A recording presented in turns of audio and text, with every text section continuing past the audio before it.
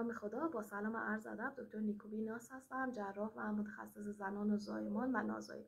امروز میخواستم در مورد آندومتریوز باهاتون صحبت کنم. بیماری آندومتریوز یک اختلال شایع هستش در بین بانوان که در این بیماری بافت آندومتر به خارج از رحم انتقال پیدا میکنه و شروع به رشد و گسترش پیدا میکنه و باعث یک سری علائم میشه. از علائمی که میتونیم ذکر کنیم میتونیم بگیم که دردهایی هستش که در حین قاعدگی ایجاد میشه، خونریزی‌های شدیدی هستش که در حین قاعدگی برای بعضی از افراد ایجاد میشه و همچنین درد در حین اجابت مزاج و حتی ادرار کردن و یا دردهای مزمن لگنی که دائما برای بانوانمون ادامه داره. از عوارض آندومتریوز در حقیقت میتونیم بگیم که ناباروری هستش. آرزوی دیگه که میتونه ایجاد بکنه دردهای مزمنی هستش که میتونه سالها با بیماران ما همراه باشه و حتی در حین اجابت مزاج و ادرار کردن هستش. در حین رابطه جنسی هستش که در بانوانمون ایجاد میشه. در مورد علل آندومتریوز میتونیم چیزی که ذکر بکنیم این هستش که یه سری فرضیه‌هایی ذکر کردن که یکی از این فرضیه‌ها بازگشت خون قاعدگی هستش که خون قاعدگی در برخی موارد در بعضی از افراد به خارج انتقال پیدا نمی‌کنه و از طریق لوله‌های فالوپ 2 مرتبه وارد رحم میشه و به جاهای مختلفی انتقال پیدا می‌کنه و شروع به گسترش و رشد می‌کنه.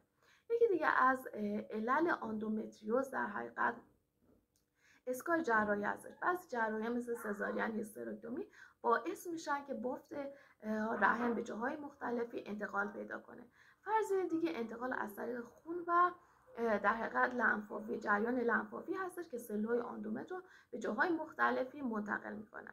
یکی دیگه از فرضیه‌ها ضعف و اختلال در سیستم ایمنی هستش که در بعضی افراد که مشکل در سیستم ایمنی یا در حقیقت نقص و ضعف در سیستم ایمنی دارن، اون سلول هایی که خارج از رحم رفتن و سلول های شبیه آندومتر هستن و رشد پیدا کردن رو نمیتونه سیستم ایمنیشون از بین ببره. یکی دیگه از فرضیه‌هایی که ذکر شده تاثیر برخی هورمون ها هستش در حین بلوغ که باعث میشن بعضی سلول شبیه سلول آندومتر بشن و در موارد مختلف در جاهای مختلفی رشد پیدا کنن و باعث یه سری علائم بشن. در مورد تقسیم بندی آندومتریوز میتونیم به نوع بسیار خفیف که ایزوله هستش و سطحی هستش و روی سفاق هستش و چسبندگی نداره.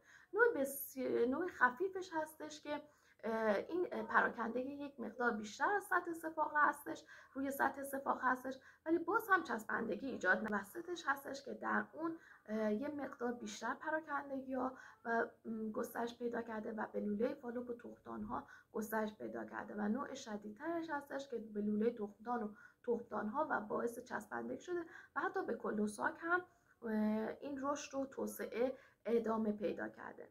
در مورد اینکه چجوری تشخیص بدیم آندومتریوز رو، شروعش با علائمی هستش که بیمار برای ما ذکر میکنه. دردهایی هستش که دائمی هستش و در حین قاعدگی هستش و دردهای شدید با مسکنهای مختلف پاسخ نمیده و بیماران مراجعه میکنن. یکی دیگه ناباروری هستش که خب ما در حقیقت سونوگرافی انجام میدیم و تشخیص آندومتریوز رو میذاریم. یکی از راه‌های تشخیصی سونوگرافی هستش که بسیار راه تشخیصی خوبی هستش که میتونیم اون کیستای آندومتریوما رو تشخیص بدیم و در حقیقت آندومتریوز رو برای بیمارمون تشخیص داده بشه. یکی دیگه MRI هستش که برای برخی بیماران میتونه کمک کننده و مفید باشه که ببینیم این حجم از گسترش و رشد آندومتریوز تا کجا بوده و به کجاها دست اندازی کرده. و در نهایت و در حقیقت بهترین راه تشخیصیمون لاپاروسکوپی هستش که از طریق لاپاروسکوپی وارد شکم میشیم و اون کیستای آندومتریوما و یا اون سلول هایی که شبیه آندومتر هستش رو تشخیص میدیم و نمونه برداری میکنیم و از طریق پاتولوژی تشخیص گذاشته میشه. و اما درمان آندومتریوز هست. ببینید آندومتریوز درمان قطعی نداره، ولی از یه سری کارها و روش‌هایی میتونیم اون بیماری رو در حقیقت علائمش رو تخفیف بدیم.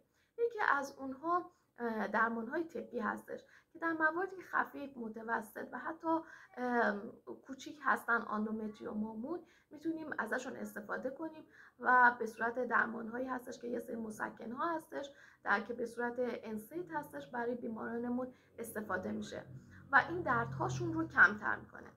روش دیگه که مورد استفاده قرار میگیره برای بیمارانمون در حقیقت ترکیبات استروژن پروژسترون هستش یا قرص‌های جلوگیری هستش که میتونیم به صورت مداوم یا متناوب برای بیمارانمون استفاده بکنیم و میتونه براشون مفید باشه. در مواردی که شدیدتر میشه و در حقیقت بیمار با اینها دردش تخفیف پیدا نمیکنه و یا علائمش کمتر نمیشه، میتونیم از آگونیست‌های GnRH استفاده کنیم و یا پروژستین ها رو استفاده کنیم که بسیار میتونه مفید باشه برای بیمارانمون.